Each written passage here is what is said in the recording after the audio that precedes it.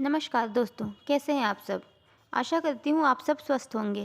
दोस्तों, आज मैं आपको श्री चक्रवर्ती राजगोपालाचार्य द्वारा रचित कहानी संग्रह कुब्जा सुंदरी की 13 कहानियों के क्रम में चौथी कहानी सुनाने जा रही हूँ, जिसका शीर्षक है माँ। तो चलिए शुरू करते हैं। रॉयप हमारे यहाँ अखबार बेचने का काम करता था तो वह ईसाई का लड़का, लेकिन उसे इस बात की आदत थी कि रात के समय वह किसी विनायक की मूर्ति के सामने जाकर दंडवत करता और फिर उसके पीछे लेटकर सो जाता। वह कभी यह मानने को तैयार ना होता कि सोने के लिए इससे भी कोई अच्छी जगह हो सकती है। अगर कोई उससे पूछता कि तू ऐसी जगह क्यों सोया करता है, तो वह केवल मुस्कुरा देता और ज़्यादा पूछने पर कहता, इससे मेरे मन को शांति मिलती है। तेरा बाप ईसाई था या तू ही ईसाई हो गया है? कुछ लोग उससे पूछते, इसका वह गर्व के साथ उत्तर देता, मैं ही ईसाई हो गया हूँ, और फिर अखबार बेचने चल देता। कंदस्वामी अय्यर कृष्णगिरी तालुका के पंजपट्टी गांव के अकाउंटेंट थे। एक दिन उनकी पत्नी शैतान कुंड से नहाकर ऊपर आते समय फिसल कर पानी में गिर पड़ी। डूबते समय तक वह लगातार यही चिल्लाती रही, हाय मेरे बच्चे का क्या होगा। उस समय वेंकट राय केवल 6 महीने का था। कुछ साल बाद कंदस्वामी अय्यर ने दूसरा ब्याह कर लिया। कुछ दिनों तक तो सब कुछ ठीक ढंग से चलता रहा, लेकिन बाद में बालक वेंकट राय को यह महसूस होने लगा कि मेरे पिता और सौतेली माँ दोनों ही मुझे नहीं चाहते। धीरे धीरे उन्हें उससे अकारण ही घृणा भी हो गई। सौतेली माँ उसे यह कहकर पीटती कि यह जानबूझकर मेरा कहना नहीं मानता, और जब वह रोता हुआ पिता के पास पहुँचता तो वह भी उसे पीटते। ये बात अभागे बच्चे की समझ में ना आती। अगर कोई कुत्ते को पीटता या उस पर पत्थर फेंक कर मारता और वह दर्द से चीखता हुआ भागता, तो उसे देखकर वेंकट राय के हृदय में भ्रातृत्व की भावना जाग उठती और वह देर तक उस बेचारे जानवर को खड़ा खड़ा देखा करता। अब वह 7 साल का था और स्कूल जाने लगा था, लेकिन पढ़ाई में उसका मन नहीं लगता था। उसके मास्टरों ने पहले ही उसे डांटा धमकाया और फिर मारा पीटा भी, लेकिन अंत में उसे गधा समझकर छोड़ दिया। एक दिन उसके स्कूल का एक मित्र शैरी मित्तू उसे अपने घर ले गया। उसकी माँ द्वार पर खड़ी प्रतीक्षा कर रही थी। उसके पहुँचते ही उसने उसे अपनी छाती से लगाकर प्यार किया और फिर हाथ पकड़कर भीतर ले गई। तुम्हारे साथ कौन आया है? उसकी माँ ने पूछा। वह मेरी क्लास में पढ़ता है और गांव के अकाउंटेंट का लड़का है। मैं उसे अपने साथ खेलने के लिए बुला लाया हूँ। क्या उसे कुछ खाने को दे सकती हो? शहरी मुत्तू के घर की हर चीज़ वेंकट राय को बड़ी अच्छी लगी। वह उसके साथ 2-3 दिन तक उसके घर गया। मेरी माँ मुझसे इतनी मोहब्बत क्यों नहीं करती जितनी शहरी की माँ उससे करती है, उसने मन में सोचा। एक दिन उसने शहरी को अलग ले जाकर पूछा, माँ कैसे बनाई जाती है? तुम्हें अपनी माँ कैसे मिली? शहरी मित्तू इसका जवाब नहीं दे सका। उसकी समझ में नहीं आया कि बच्चों को अपनी माताएं कैसे मिलती हैं। आखिरकार उसने कहा, हमें माँ भगवान देता है। पता नहीं क्यों उसने तुम्हें अच्छी माँ नहीं दी। शायद वह तुमसे नाराज़ है। अपनी माँ के आने पर उसने कहा, माँ जाने क्यों वेंकट राय की माँ उसे हमेशा मारा करती है। क्या उसे तुम जैसी अच्छी माँ नहीं मिल सकती? मेरी ने मुस्कुराकर कहा, अगर तुम अच्छे होगे तो तुम्हारी माँ तुम्हें नहीं पीटेगी। यह कहते हुए उसने शौरी के मुंह को थपथपाया और उसका सिर चूम लिया। मुझे मेरी माँ कब मिली? तुम शैरी की माँ कब बनी? वेंकट राय ने पूछा। मेरी लड़के के भोलापन पर दया दिखाते हुए मुस्कुराई और बोली, क्या यह बात तुम्हें किसी ने नहीं बताई? जब तुम नन्हे से थे तभी तुम्हारी माँ शैतान कुंड में गिरकर डूब गई। उसके बाद तुम्हारे बाप ने दूसरा ब्याह किया। ब्याह के समय मैं वहाँ थी और मुझे पान सुपारी मिली थी। जो तुम्हें पीटती है वह तुम्हारी अपनी माँ नहीं है, वह तो बेचारी मर गई। तो मेरी माँ अब कहाँ है? वेंकट राय ने आंखें फाड़ कर पूछा। बेटे, अगर तुम भगवान से प्रार्थना करोगे तो तुम्हारी माँ मिल जाएगी। भगवान कहाँ है? मैं उसकी प्रार्थना कहाँ करूं? उधर देखो। शौरी की माँ ने दीवार पर लटकती हुई वर्जिन मेरी की तस्वीर दिखाते हुए कहा। वेंकट राय बहुत देर तक खड़ा खड़ा तस्वीर देखता रहा। इससे उसमें एक नया जीवन आ गया। वह घर को चल दिया। रास्ते में एक गिरजा पड़ता था। एक खिड़की में उसने भीतर झांक कर देखा। वहाँ भी उसे दीवार पर एक बड़ी तस्वीर दिखाई दी। वह उसे टकटकी बांध कर देखता रहा। धीरे धीरे ऐसा मालूम हुआ मानो तस्वीर में जान आ गई और वह दीवार से उतर आई। वह एक स्त्री थी, प्रेम की साक्षात मूर्ति। वह आई और वेंकटराव के पास खड़ी हो गई। उसे लगा जैसे उसकी प्रार्थना सुनकर सचमुच उसकी माँ उसके पास आ गई। उसकी खुशी का ठिकाना न रहा। मेरे बच्चे, मेरे प्यारे वेंकट राय, उसने उसे कहते हुए सुना। कितनी प्यारी आवाज़ थी। उसे अपने मुंह पर उसके हाथ का स्पर्श अनुभव हुआ और रोमांच हो आया। आखिर उसे अपनी माँ मिल ही गई। उसने उसे छाती से लगाकर प्यार किया और कहा, मेरे पीछे पीछे आओ। वह आगे आगे चलने लगी और चलते चलते वे दूर निकल गए। बीच बीच में वह रुकती और वेंकट राय को उठाकर प्यार कर लेती। मेरे बच्चे, तूने इतने दिन तक दुख उठाए, तूने मुझे पहले क्यों नहीं बुला लिया? उस स्त्री ने कहा।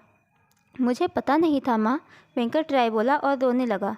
रो मत, माँ ने कहा और अपनी साड़ी के छोर से वेंकट राय के आंसू पोंछ डाले। वे चलते हैं और अंत में एक ईसाई पादरी के मकान पर पहुँचे। वेंकट राय फाटक पर खड़ा हो गया। यह बहुत अच्छी जगह है, आओ यहीं बाग में बैठें। घर जाने पर भी तो माँ मारेगी, वह बोला और अंदर जाने की चेष्टा करने लगा। वहाँ मत जाओ, उसकी माँ ने उसे सावधान करते हुए कहा। क्यों? वहाँ जाने से क्या होगा? वेंकट राय ने पूछा।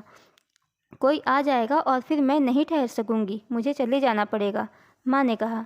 मुझे बहुत प्यास लगी है, चलो बाग के कुएं से पानी लेकर लौट आएंगे।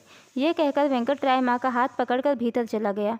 लड़के, तुम कौन हो? पादरी ने मुंह से सिगार हाथ में पकड़ते हुए बच्चे के पास आकर पूछा। माँ अदृश्य हो गई। माँ माँ कहकर वेंकट राय चीख पड़ा। वह बाग में इधर उधर दरख्तों के बीच भागा भागा फिरा और चिल्लाता रहा। माँ, तुम कहाँ चली गई? लौट आओ, लौट आओ।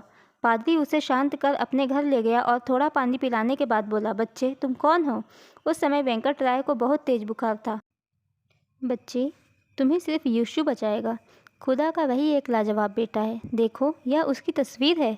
वह तुम्हारी रक्षा करेगा। और इधर देखो, यह उसकी माँ मेरी की तस्वीर है, जिसने उसे पृथ्वी पर जन्म दिया था। वही तुम पर दया करके तुम्हें यहाँ लाई थी। नहीं नहीं, वह मेरी नहीं, मेरी माँ थी। मैं उसे ढूंढ निकालूंगा। मैं उसके बिना नहीं रह सकता। तेज बुखार में इस तरह बकबक करता हुआ वेंकट राय भाग खड़ा हुआ। अंधेरा हो चुका था। पादरी ने उसका पीछा नहीं किया। इधर उधर टक्करें खाता हुआ वह बैलगाड़ी के अड्डे के पास विनायक के एक छोटे से मंदिर में पहुंचा। पैठ का दिन न होने के कारण वहां कोई भी आदमी नहीं था। मूर्ति के सामने किसी का जलाया हुआ एक छोटा सा दीपक टिमटिमा रहा था। वेंकट राय जाकर मूर्ति के सामने गिर पड़ा और पड़ा पड़ा माँ माँ बड़बड़ाता रहा। जल्दी ही उसे गहरी नींद आ गई। बीच रात में वह एकाएक उठ बैठा। उसकी माँ उसके पास ही बैठी थी। माँ, वेंकट राय चिल्लाया और उसके गले से लिपट गया। तुम फिर तो मुझे छोड़कर नहीं जाओगी? उसने रो कर पूछा। नहीं, अब नहीं जाऊंगी, माँ ने वादा किया और उसका मुंह थपथपाते हुए उसे प्यार किया। अगर तुम रोज़ यहाँ आकर सोया करोगे तो मैं भी ज़रूर आया करूँगी। दिन में मैं तुम्हारे पास नहीं आ सकती, वह बोली और पौ फटने से पहले ही अदृश्य हो गई। उस दिन से वेंकट राय सदा उसी मंदिर में सोने जाया करता। उसके चेहरे पर एक नई ज्योति आ गई थी और वह सारे दिन मनगाने गीत गाता हुआ इधर उधर फिरा करता था। गांव वाले समझते थे कि लड़का पागल हो गया है और उस पर तरस खाते थे, लेकिन सच बात यह थी कि वेंकट राय आनंद के सागर में तैर रहा था। रात को वह हाथ जोड़कर मूर्ति के 3 बार परिक्रमा करता और प्रार्थना करने के बाद उसके पीछे सो जाता। उसकी माँ हर रात को बिना नागा उसके पास आती।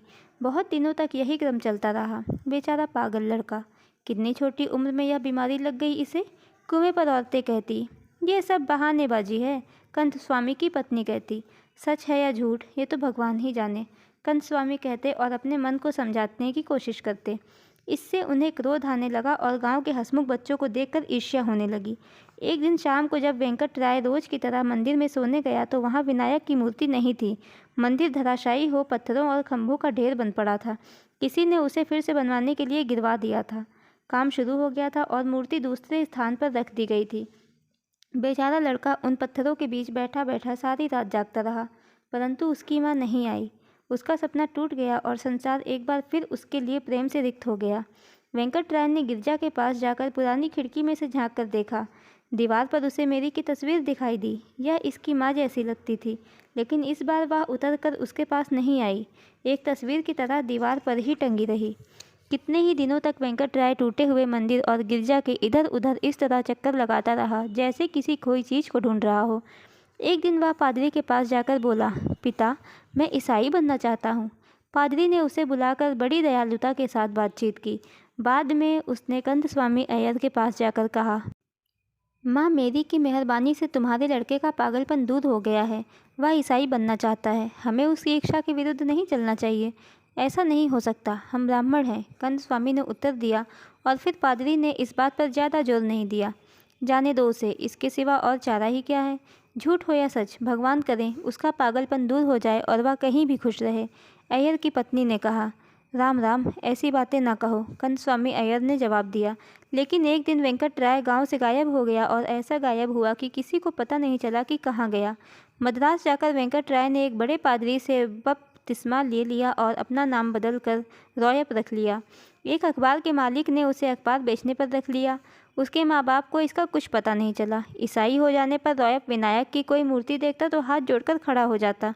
उसकी रातें सदा विनायक की मूर्ति के पास ही बीततीं। अब भी ऐसा प्रतीत होता है मानो वह अपनी माँ के लौट आने की प्रतीक्षा कर रहा है।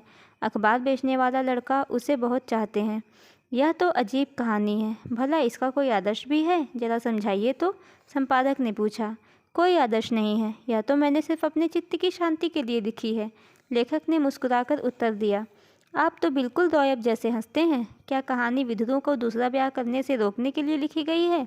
नहीं नहीं, ब्याह करना तो हमेशा अच्छा होता है। तो क्या यह विनायक की पूजा का समर्थन करने को लिखी गई है? पूजा सबकी अच्छी होती है। आप इस कहानी का यह उद्देश्य मान सकते हैं। तो शायद यह सौतेली माताओं के लिए चेतावनी है। क्या सौतेली माताएं भी आपका अखबार पढ़ती हैं? तब तो यह अच्छी बात है। आजकल की सौतेली माएँ बच्चों की देखभाल सगी माँओं से भी ज़्यादा अच्छी तरह से करती हैं।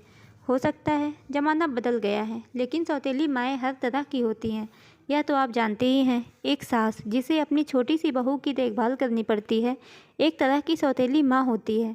इसी तरह वह स्त्री भी जो अपने यहाँ किसी छोटी लड़की को नौकर रखती है, सौतेली माँ होती है। किसी पिल्ले को पालने वाला आदमी भी सौतेली माँ का ही काम करता है। सारांश यह कि जिस किसी भी स्त्री या पुरुष पर विकास पाते हुए मस्तिष्क और शरीर की देखभाल करने की जिम्मेदारी होती है, वही उसके लिए सौतेली माँ हो जाता है। स्वाभाविक प्यार तो सिर्फ माँ का होता है, लेकिन वह एक आदर्श है जिस तक दूसरे प्रेमों को पहुँचने की चेष्टा करनी चाहिए। दूसरों को चाहिए कि वे भी माँ की तरह ही चौकसी, समझदारी और पवित्रता के साथ व्यवहार और प्रेम करने का प्रयत्न करें। दूध बढ़ते हुए बच्चे के शरीर को पोषण देता है, लेकिन मस्तिष्क की बढ़ती के लिए प्यार के दूध की आवश्यकता है। इसके बिना बच्चे की आत्मा मुरझा जाती है। बस रहने दीजिए, किसी ने आपसे लेक्चर पिलाने के लिए नहीं कहा था। आपने मेरे सिर में दर्द कर दिया। हमसे जितना भी होता है, हम अपने अखबार बेचने वाले लड़के की चिंता रखते हैं। वे शिष्ट और शैतान होते हैं, फिर भी हम इन बातों पर ध्यान नहीं देते। यह सुनकर मुझे बड़ी प्रसन्नता हुई। रॉयप की अच्छी तरह देखभाल किया कीजिए, और अगर कभी आपको उसके व्यवहार में विचित्रता दिखाई दे तो उस पर क्रोध न करके उसे विनायक के मंदिर में भेज दिया कीजिए। दोस्तों, आज की कहानी यहीं पर समाप्त होती है। आज की कहानी आपको कैसी लगी कमेंट सेक्शन में ज़रूर बताएं। धन्यवाद।